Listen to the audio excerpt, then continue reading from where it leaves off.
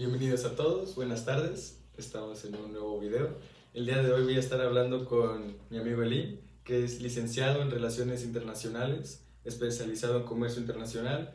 Lleva cerca de 20 años en lo que es la dinámica del comercio entre México, Estados Unidos, China y la Unión Europea.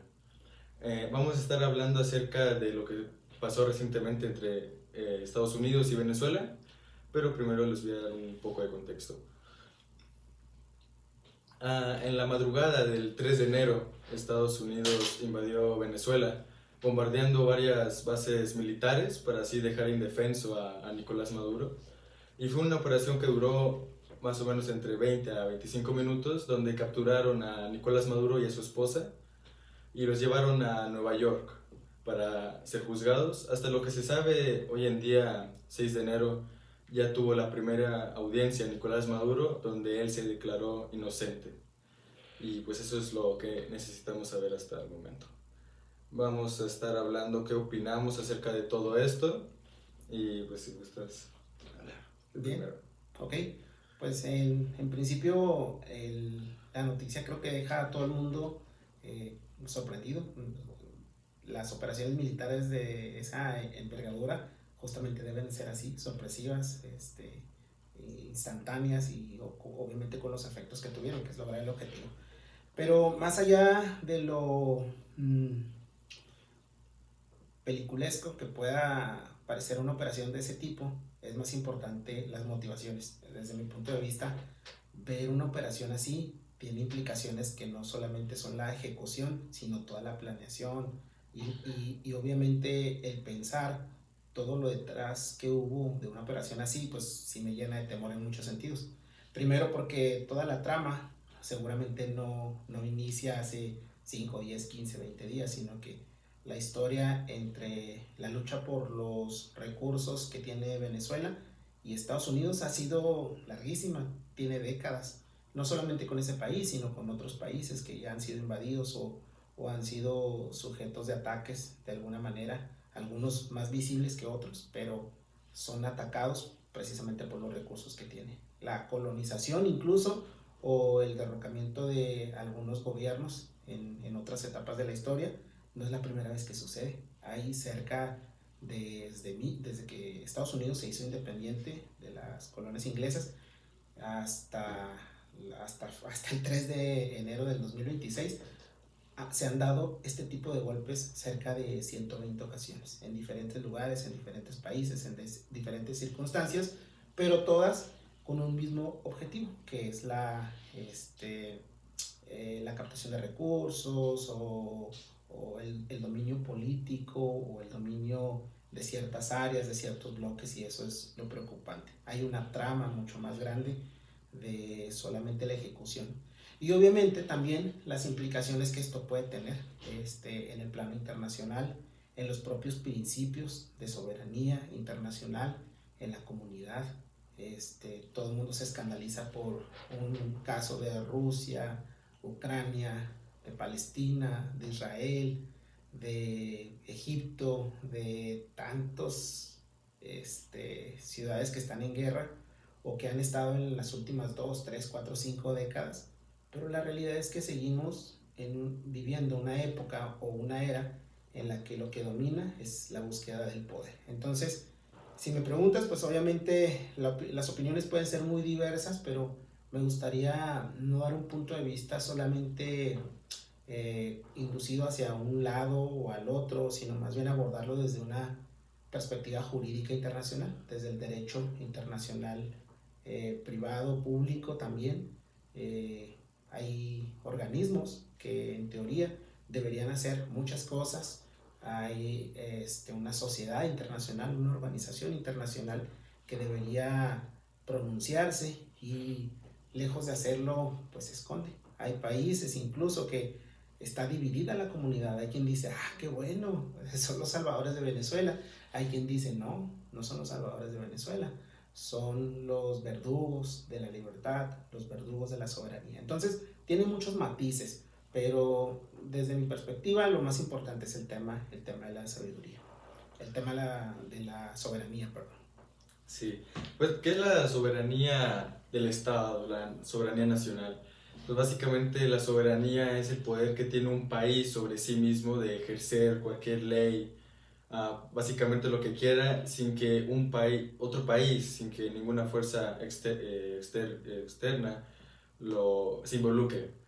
Es básicamente, pues un país puede inventar sus propias leyes, puede hacer lo que quiera hacer conforme a lo que está en su constitución, etcétera, sin que otro país, sí, sin que otro país intervenga.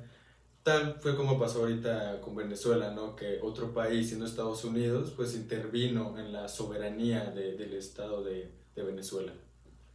Bien, qué bueno que mencionas eso, porque eso me lleva a pensar justamente en un punto, que la soberanía se puede dividir en dos partes, en la soberanía interna y la soberanía externa. Desde luego que el hecho que sucedió no nada más tiene un impacto específicamente en Venezuela en la soberanía externa, que es lo que tú mencionabas, que cada país delimita sus propias leyes ante otros países, delimita sus fronteras, su geografía, sus costumbres, sus usos, etcétera, ¿no? Pero es interesante lo que mencionas, porque la soberanía puede ser interna y externa, y dentro del plano interno, Venezuela tenía muchos, pero muchos años que había perdido su soberanía por medio de una dictadura, que bueno, en principio son los fundamentales por los cuales el gobierno de Donald Trump acusa a Maduro, ¿no? Que lejos de ser un líder, de ser un representante de una nación, es acusado de narcotráfico.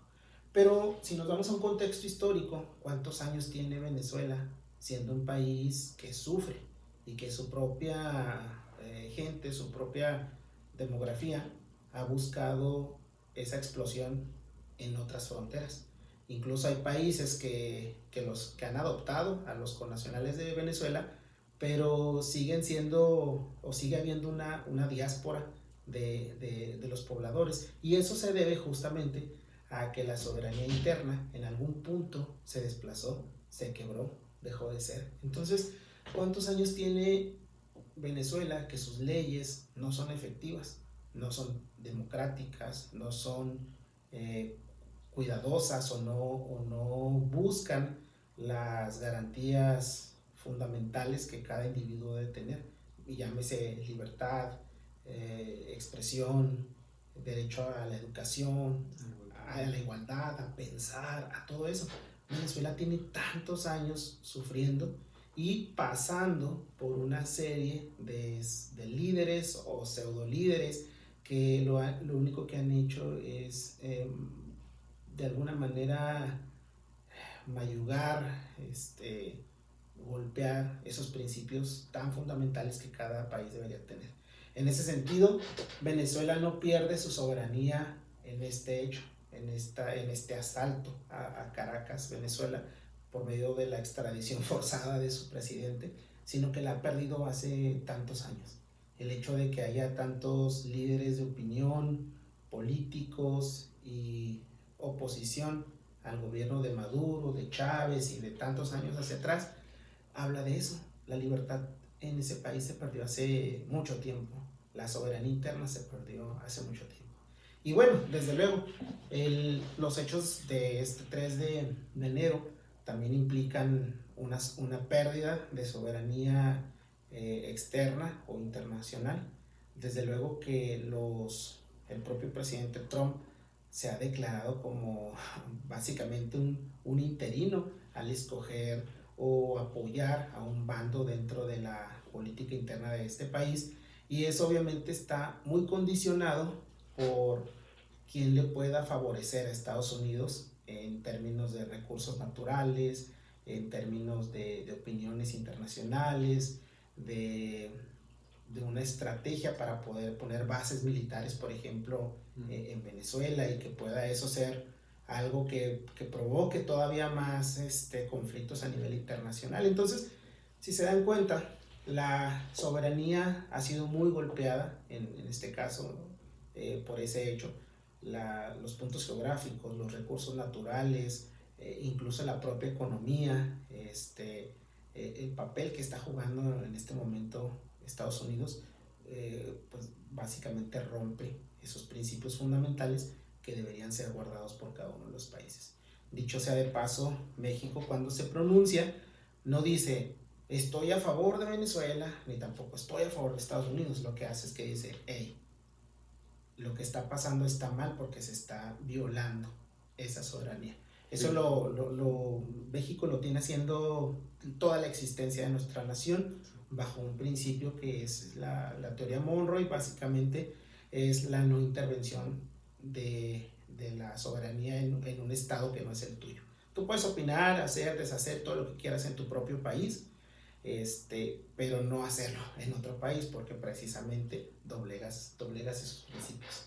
Entonces, desde esa perspectiva, la soberanía pues ha sido quebrada. No, la interna no ha sido quebrada desde ahorita, sino ya tiene mucho tiempo así, pero la externa desde luego es la estocada final para la debacle, o algunos pensarán, el principio de una nueva nación en Venezuela. En ese sentido, pues tiene muchas aristas. ¿Es bueno? ¿Es malo? Pues eso es algo que juzgará cada quien. Sí. Pues vamos a ver cuáles son los riesgos de violar esa soberanía del Estado. Yo personalmente pienso que un riesgo que puede llevar es un riesgo interno de que por medio de que un país se meta a otro país y independientemente de si abuse de los recursos naturales o no, puede generar mucha división, quizás una parte de esa población que su soberanía fue amenazada esté contenta o esté descontenta, y eso mismo puede llevar creo yo, a levantamientos armados de ciertas personas que se levanten en armas contra ese país que se metió en su país o contra ese mismo gobierno, y quizás que esas personas no apoyen, un ejemplo, digamos en este caso de Venezuela, quizás personas que no apoyen a Trump que se metió en su país y se levanten en armas, pues puede hacer que otro grupo que sí apoye a Trump quiera matar a aquellos que no lo apoyen, y así yo creo que se puede hacer un desorden dentro de un país, y más si ese país sí llegara a abusar a explotar sus recursos naturales, a romper su cultura, la cultura que tiene ese país desde hace años, sus tradiciones, porque también ese es un riesgo que puede llevar a que se viole la soberanía de un estado, porque pienso que si empiezas a meter tus costumbres o tus tradiciones, puedes llegar a matar las costumbres o tradiciones que tenga ese país y puede generar un descontento social. Entonces lo que yo creo, lo que yo pienso es que un riesgo que lleva a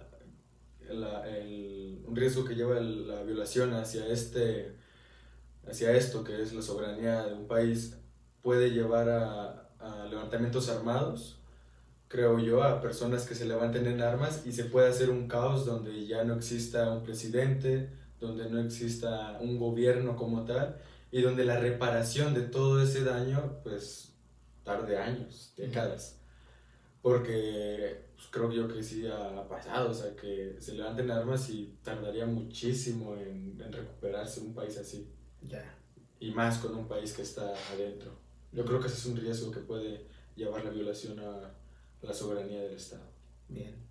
Sí, como lo mencionas, ahorita tocaste un punto interesante que me llevó otra vez a pensar sobre la marcha, que puede haber implicaciones a corto, a mediano y a largo plazo.